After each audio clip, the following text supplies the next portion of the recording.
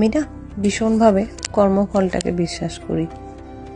বাকি যদি বলতে পারো তো কোনো রকম মানুষ বা কোনো কিছু থেকে আমি ভয় খুব কমই পাই, কিন্তু একটাই জিনিস আমি সবসময় মাথায় রাখি, সেটা হচ্ছে কর্মা।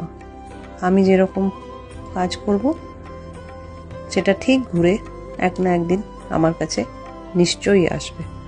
যদি আমি তোমার সাথে ভালো করি তাহলে আমার পরিবার, আমার সন্তান, সবার সাথে ভালোটাই ঘুরে আসবে।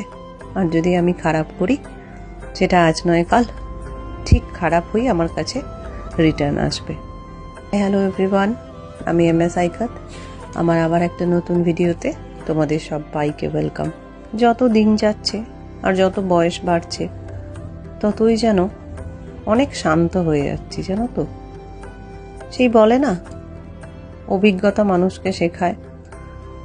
বয়স বাড়ার সাথে সাথে, আর বয়স বাড়ার কি বলি, যখন কম বয়স ছিল তখন থেকেই এত অভিজ্ঞতা হয়েছে, এত মানুষ দেখেছি, চিনেছি, জেনেছি যে সত্যি আমি নিজেই ভাবি যে আমি এত শান্ত কি করে হয়ে গেছি।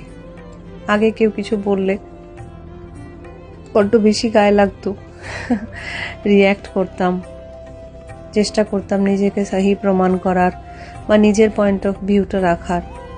কিন্তু এখন খুব সত্যি বলবো, মনে হয় তুমি যা ভাবছো ভাবো, আমার কিচ্ছু যায় আসে না। আমি জানি আমি কি, আর যার কাছে আমাকে জবাব দিতে হবে তিনি জানেন আমি কি। তাই জন্য বাকি কে কি ভাবলো না ভাবলো আর সেই নিয়ে মাথা ব্যথা একদমই করি না। কারণ সবার গল্পে তো আমি ভালো হতে পারি না, কারণ না কারোর স্টোরিতে তো আমি নিশ্চয়ই খারাপই হব। তো খারাপটাই থাকি না হয়।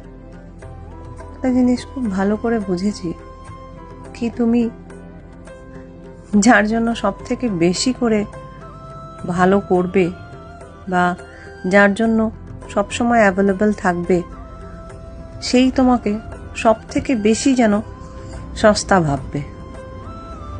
আর সেই কারণে না এখন আর সত্যি কথা কারুর জন্য বা কারুর হয়ে চিন্তা করতে ইচ্ছে করে না। শুধু সেই মানুষগুলো ছাড়া যাদের দেখি কি যারা আমাকে নিয়ে চিন্তা করছে। স্বার্থপর হওয়াটা ভালো, জানো তো, কিন্তু এতটাও ভালো নয় কি নিজের ছাড়া আর কারুরটা বুঝবো না। এখনকার সময় মানুষ কাউকে কিছু বলার আগে বা